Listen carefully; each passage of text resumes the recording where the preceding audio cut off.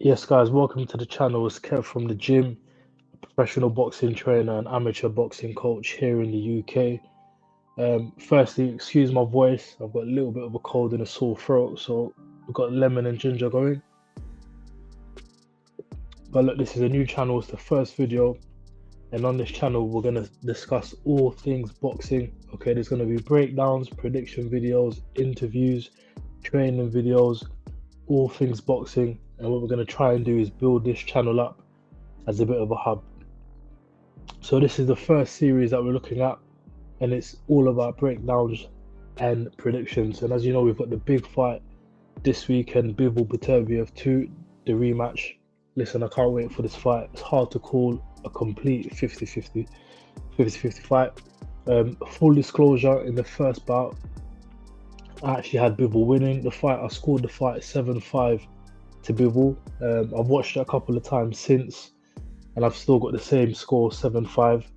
But of course, when you've got a fight that's that close, one round either way, you can't complain if it goes to the opponent. So with that being said, you know, Beterbiev got the decision.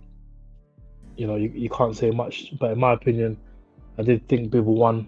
At worst case, I thought it was a draw.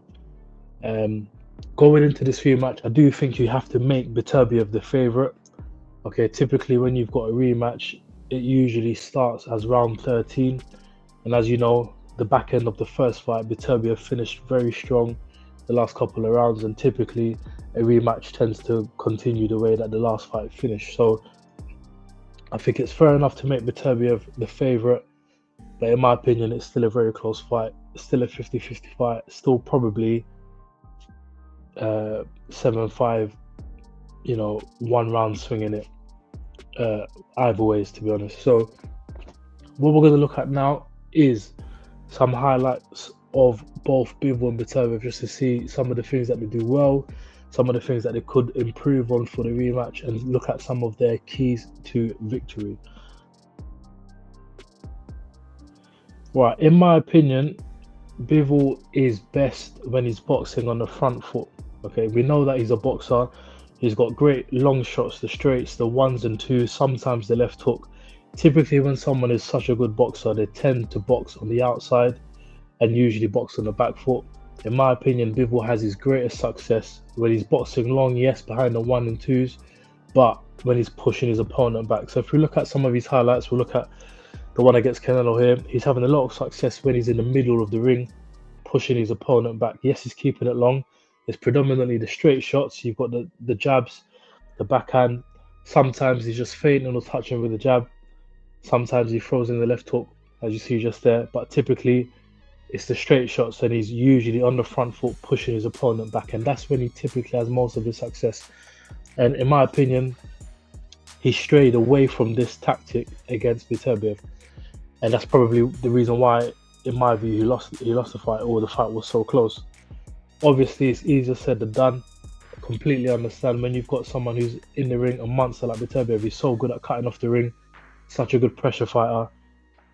It's hard to say push him back, but in my opinion, that's the tactic Bivol has to use if he wants to win this bout, or at least win it in clear fashion, in clear, convincing fashion.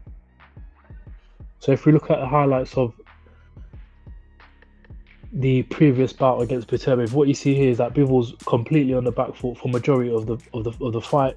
More or less every round he's on the back foot. He's getting pushed back by Beterbiev, and again, easier said than done, because we know Beterbiev's got great feet, great pressure, obviously heavy-handed, so naturally it's going to force you to retreat. But in my opinion, this is where the fight was lost.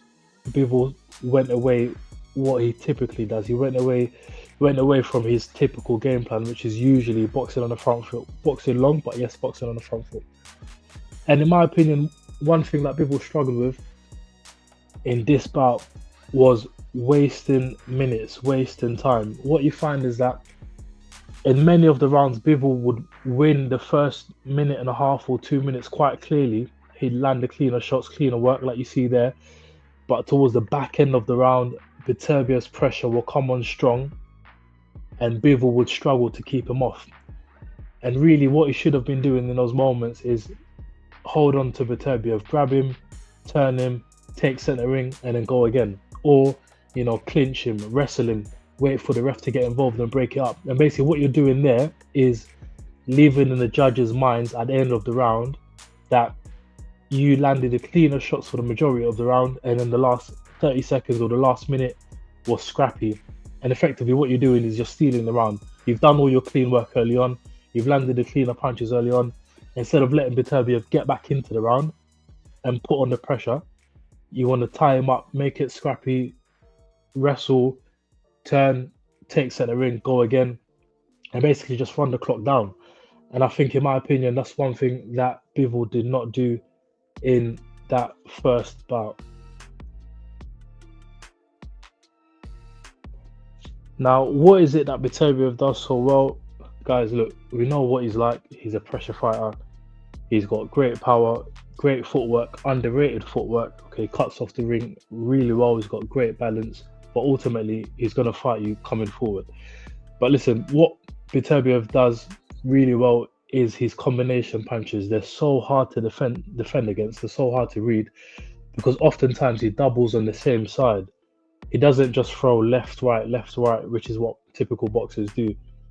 Beterbiev, you'll see him throw a right hook, right uppercut. He'd throw left hook to the head, left hook to the body. He'll double on the same side, and it's very hard for his opponents to read.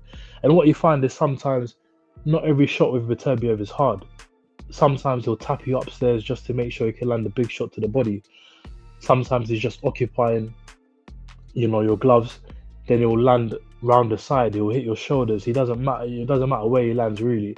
But he's such a good combination puncher. He's such a devastating puncher that when he works on the same side, doubling up, it's so hard to read, hard to defend against. So we look at some of his highlights here. Look, you see it there.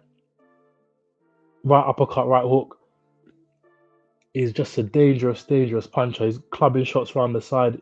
We look at some of his clips here. So this is the one bout where you saw him slightly on the back foot, but really he was just setting up a trap, and Joseph Jr. walked right into it. Now Bivol's not going to walk in straight lines, and certainly not with his hands down. Bivol's got a very tight eye guard, but nonetheless, Beterbiev typically is just a come forward fighter, a great come forward fighter. And with Beterbiev, his footwork is so underrated. Sometimes you think he's out of range, and what he'll do is he'll shift during his attack. He'd throw a jab, throw a right hand, shift into southpaw, throw a backhand, and you think he's out of range, but he's not, because he'll shift when he punches, and then he's in the opposite stance, and then he'll go again. So incredibly hard to defend against, incredibly hard to read, and combine that when he's doubling on the same side. You'll see when he gets the knockdown against Marcus Brown, it's just beautiful boxing. Watch this here. Great feet cutting off the ring. Step into the right with the right hand. Marcus Brown walked right into it.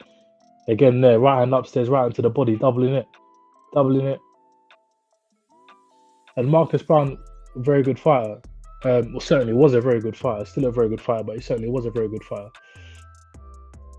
And you just see here, Beterbiev walking through him. Combination punches, look. Right uppercut, right hook. Tapping upstairs, left hook to the body, left uppercut through the middle. It's just so hard to defend against when you've got someone who's so good at his attacks, and he doubles up on the right side, doubles up on the left side. It's impossible to defend against. So ultimately, how do I see this fight going? Well, I think on paper you have to say it's a close fight. Again, you have to say it's probably a 50-50 fight, and you've got to say, maybe a split decision, majority decision, either ways. In my view, if anyone can win this bout clearly, I do favour Bivol. But in my opinion, he's got to change his tactics. He's got to go back to boxing on the front foot, behind his straight shots, keeping it long, but he's got to try and push Beterbiev back. And again, I know it's easier said than done. But for him to get a clear decision, I think that's the only way you can do it. Otherwise, if he does box on the back foot, I do see it being, again, a 50-50 fight, whereby Bivol lands the cleaner shots early on. Beterbiev, as normal, grows into the bout as the rounds go on. He's typically a slow starter, and you see after the halfway mark, he does tend to up the pressure. So, tough fight to call. Beterbiev has to be a slight favourite. I've got a sneaky feeling that Bivol might just do something special. Yesterday in the gym, when the boys were asking me who I thought, I did say Beterbiev on a split or majority, and I still think that's a safe bet. But something in my head tells me that Bivol might just do something special, and I don't know exactly what that is, but I just think we might see something special. But look, that's it. That's my breakdown. Keys to victory. Somewhat of a prediction. Hard to do when you've got such a great fight. But look, if you've liked the video, please do support the channel. We're going to try and grow this channel, so please like, please comment, please subscribe, and please share with your contacts. Okay, follow on Instagram, Kev from the Gym, as you can see it there. On TikTok as well, Kev from the Gym 10. TikTok, I'm gonna have to learn how to use it somehow, but you know, we'll get there as we go on, as we build. Quality is going to get better, the sound's going to get better, the visuals are going to get better. This is just the first video, so bear with me, guys. As I say, I'm actually quite ill at the moment, so I don't typically sound like this, but I had to get the video out. So with that, we say peace, and yeah, hopefully we all enjoy the fight, and it's a great bout. Catch you on the next one, guys.